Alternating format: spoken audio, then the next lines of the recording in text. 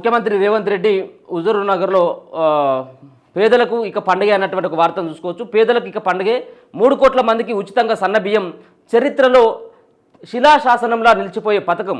ఏ ప్రభుత్వం వచ్చినా దీనిని కొనసాగించాల్సిందే. 21,000 కోట్ల వడ్లను తాకట్టు పెట్టిన గత ప్రభుత్వం 7,000 కోట్ల ధాన్యం వేలమేస్తే వచ్చింది 3,000 కోట్ల ధాన్యమే. నల్గొండకు నీళ్ళివ్వాలనే ఆలోచన బీఆర్ఎస్కు లేదు. ఎస్ఎల్బీసీని పట్టించుకోలేదు. ఓట్లు సీట్లపైనే వారి ధ్యాస. కాళ్ళలో కట్టెపెట్టి కింద పడేయాలని చూస్తున్నారు. మా కార్యకర్తలు కళ్ళల్లో కారం కొడతారు. సీఎం రేవంత్ సన్నబియ్యం పథకాన్ని ప్రారంభించిన ముఖ్యమంత్రి అన్నటువంటి వార్తను చూసుకోవచ్చు.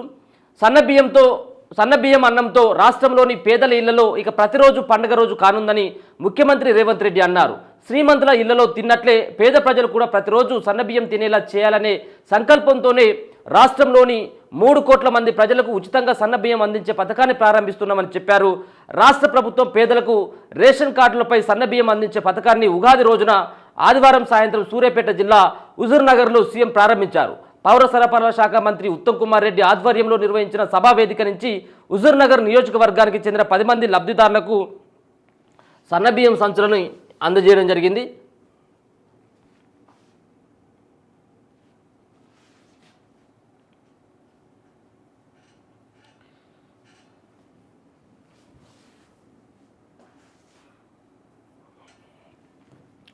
ఇక ఈ సందర్భంగా సీఎం రేవంత్ మాట్లాడుతూ పేదలకు సన్నబియ్యం పథకం ఆషామాషి పథకం కాదని, చరిత్రలో శిలాశాసనంలా నిలిచిపోయే పథకమని అన్నారు.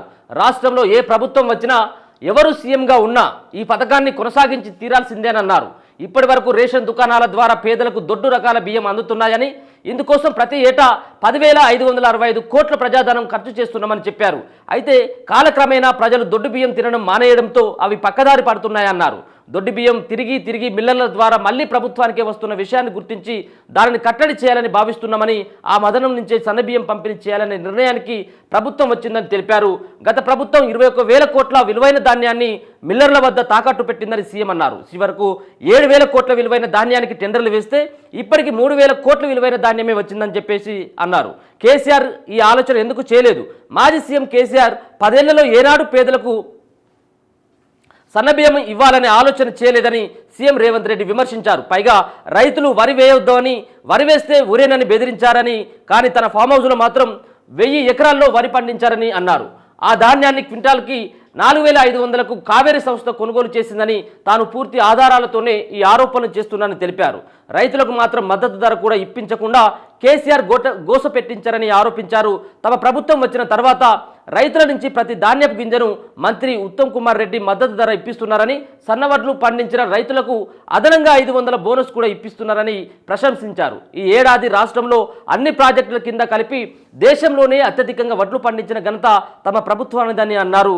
గత ప్రభుత్వ హయాంలో కట్టిన కాళేశ్వరం ప్రాజెక్టు కూలేశ్వరం అయిందని, 3 ఏళ్లలో 1,00,000 కోట్లు మెక్కారని సీఎం ఆరోపించారు. 3 ఏళ్లలో కూలిన ఏకైక వింత ప్రాజెక్టు అని ఎద్దేవా చేశారు. వారు చేసిన పాపాలకు ఉరేసినా తప్పు లేదని వ్యాఖ్యానించారు. నల్లగొండ జిల్లాలో 3.60 లక్షల ఎకరాలకు సాగునీరిచ్చే ఎస్ఎల్బీసీ టన్నెల్ కాంగ్రెస్ హయాంలోనే 34 కిలోమీటర్లు పూర్తయిందని, గత 10 ఏళ్ల బీఆర్ఎస్ పాలనలో తట్టెడు మట్టి కూడా తీయలేదని విమర్శించారు. మళ్ళీ తమ ప్రభుత్వం వచ్చాకే పనులు తిరిగి ప్రారంభించామని గుర్తు చేశారు. బీఆర్ఎస్కు ఈ జిల్లా ఓట్లు సీట్లు తప్ప నీళ్ళివ్వాలని చిత్తశుద్ధి లేదని ఆరోపించారు. సో దీంట్లో సన్నవడ్లకి 500 బోనస్ కూడా ఇప్పించిందని చెప్పేసి ఒక మాట వస్తుంది. కాబట్టి సన్నవడ్లకి చాలామందికి బోనస్ రాలేదు అనేది గ్రామాల్లోకి వెళ్తే తెలుస్తుంది. మొదట్లో ఎవరైతే వడ్లను కాంటా పెట్టినో వాళ్లకు కొంత బోనస్ పైసలు పడ్డాయి. లాస్ట్కు కాంటా పెట్టినటువంటి వాళ్ళకి బోనస్ పైసలు రాలేదన్నటువంటి విమర్శలు కూడా ఉన్నాయి. అంతేకాకుండా ఎస్ఎల్బీసీ ప్రాజెక్టు మేమే మొదలుపెట్టి మేమే పూర్తి చేస్తామన్నటువంటి వ్యాఖ్యలు కూడా చేయడం జరిగింది. అంతేకాకుండా మాజీ ముఖ్యమంత్రి వరి వేయొద్దు, వరి వేస్తే ఉరి అని చెప్పేసి ఆయన యొక్క ఫామ్ హౌస్లో మాత్రం వరి వేసుకున్నాడు అన్నటువంటి వ్యాఖ్యలు చేయడం జరిగింది. ఇక నిన్న హుజూర్ నగర్లో మహిళా సంఘాల సభ్యులకు చెక్కు అందజేస్తున్న సీఎం రేవంత్ రెడ్డి అనేటువంటిది కూడా ఒక ఫోటోను చూడొచ్చు. సేవ చేయాలని ఉన్నందునే సీఎం అయ్యాను, ప్రజలకు సేవ చేయాలనే సంకల్పం తనకు ఉండబట్టే దేవుడు కరుణించాడని సీఎం రేవంత్ అన్నారు. అందుకే ఉద్దండుల వంటి నేతలున్న ప్రజల ఆశీర్వాదంతో తనకు సీఎంగా అవకాశం దక్కిందన్నారు. ఈ నెల ఆ, ఈ 15 నెలల పాలనలో ఒక్కొక్క హామీని అమలు చేసుకుంటూ వస్తున్నామని, గత ప్రభుత్వం ఎగనామం పెట్టిన రైతు బంధు నిధులు 7,625 కోట్లను కూడా రైతులకు అందజేశామని తెలిపారు. రుణమాఫీ విషయంలో కేసీఆర్కు తనకు నందికి పందికి ఉన్నంత తేడా ఉందని వ్యాఖ్యానించారు. 5 ఏళ్ల కోసం ఎన్నికైన ప్రభుత్వం 15 నెలల్లో ఎన్ని చేయగలదో అన్ని చేసిందని చెప్పారు. భవిష్యత్తులో కూడా ఇంకా చేస్తామన్నారు. మంత్రి ఉత్తమ్ కుమార్ రెడ్డి మాట్లాడుతూ పేదలకు రేషన్ కార్డులపై సన్నబియ్యం ఇచ్చే పథకాన్ని ప్రారంభించడం చరిత్రలో నిలిచిపోయే ఘట్టమన్నారు. దీనికి హుజూర్ నగర్లో చేపట్టడం తమకు గర్వంగా ఉందని పేర్కొన్నారు. కాగా మంత్రి ఉత్తమ్ కోరిక మేరకు హుజూర్ నగర్ నియోజకవర్గానికి వ్యవసాయ కళాశాల మంజూరు చేస్తున్నట్లు సీఎం రేవంత్ రెడ్డి ప్రకటించారు. కోదాడ నియోజకవర్గానికి ఏటీసీ అడ్వాన్స్డ్ ట్రైనింగ్ సెంటర్ను మంజూరు చేస్తామన్నారు. మిర్యాలగూడ, కోదాడ, దేవరకొండలకు 200 కోట్ల వ్యయంతో యంగ్ ఇండియా ఇంటిగ్రేటెడ్ రెసిడెన్షియల్ స్కూళ్లను మంజూరు చేస్తామని తెలిపారు. అంతకుముందు సీఎం రేవంత్ రెడ్డి ఎలిఫ్యాడ్లో దిగిన తర్వాత మంత్రులు ఉత్తమ్ పొంగులేటితో కలిసి రామస్వామి గుట్ట వద్ద నిర్మాణంలో ఉన్న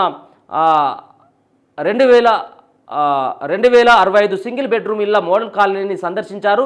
ఇళ్ల నిర్మాణాన్ని వేగంగా పూర్తి చేసి లబ్ధిదారులకు అందించేలా చర్యలు తీసుకోవాలని అధికారులకు ఆదేశించారు. కాగా పేదలకు పట్టెడన్నం పెట్టాలన్న కాంగ్రెస్ సిద్ధాంతాన్ని సన్నబియ్యం పథకంతో నిజం చేయాలన్నదే తమ సంకల్పమని ఎక్స్లో సీఎం పేర్కొనడం జరిగింది.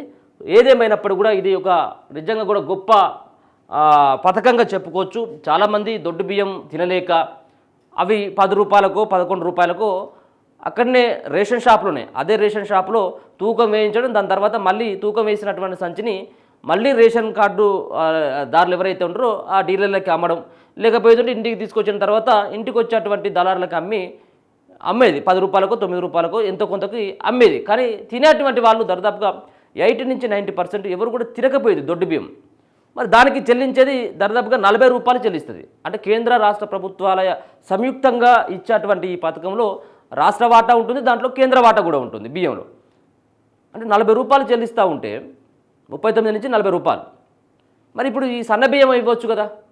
సన్నబియ్యం ఇచ్చినట్టయితుంటే సామాన్యుల నుంచి కొంత మధ్యతరగతి ఉన్నటువంటి వాళ్ళందరూ కూడా దాన్నే తింటారు కదా. అంటే ఒక్కొక్క సంబంధించినటువంటి కార్డుల్లో ఎంతమంది పేర్లు ఉంటే ఒక్కొక్క పేరు మీద 6 కేజీల బియ్యం. ఒకవేళ కనుక 4 ఉన్నట్టయితుంటే 24 కేజీల బియ్యం అది నెలకు సరిపోతాయి వాళ్ళకి. సో దీని ద్వారా కొంత వాళ్ళకి ఆదుకోవచ్చు పేద ప్రజలను అన్నటువంటి ఒక మంచి ఉద్దేశంతో మరి తెలంగాణ రాష్ట్ర ప్రభుత్వం మాత్రం రేవంత్ రెడ్డి గారి నేతృత్వంలో ఉత్తమ్ కుమార్ రెడ్డి ఆధ్వర్యంలో ఈ పథకాన్ని నిన్న హుజూర్ నగర్లో ప్రారంభించడం జరిగింది. ఇది ఏ ప్రభుత్వాలు వచ్చినప్పుడు కూడా దీన్ని తీసేయకూడదు, ఇది గొప్ప సంకల్పం ఇది అన్నటువంటి వ్యాఖ్యలు నిన్న ఆయన చేయడం జరిగింది. నిజంగా దీన్ని మెచ్చుకోవాల్సినటువంటి అంశం ఇదంతా కూడా. ఇది చాలామందికి పేదవాళ్ళకి చాలా ఉపయోగపడేటువంటి ఈ స్కీమ్ ఇది. ఎందుకంటే చాలామంది మళ్ళీ ఒక్కొక్క బస్తా 25 కేజీల బస్తా తీసుకోవాలి సన్నబియ్యం అంటే 1400 నుంచి 1500 రూపాయలు 25 కేజీల బస్తా ఉంది. అంటే ఒక కుటుంబంలో ఒకవేళ 5గురు కనుక ఉన్నట్టయితే 30 కేజీల బియ్యం అంటే 1400 నుంచి 1500 రూపాయలు సేవ్ చేసినట్టు. ఒకవేళ వాళ్ళకి రేషన్ కార్డు కనుక ఉన్నట్టయితే వాళ్ళ లబ్ధిదారుల జాబితాలో కనుక ఉన్నట్టయితే ఆ కుటుంబానికి నెలకి 1400 నుంచి 1500 రూపాయలని కేవలం వీళ్ళు ఇచ్చేది రూపాయి కేజీ బియ్యమే ఇప్పుడు ఉచితంగా ఇస్తున్నారు అనుకుంటా.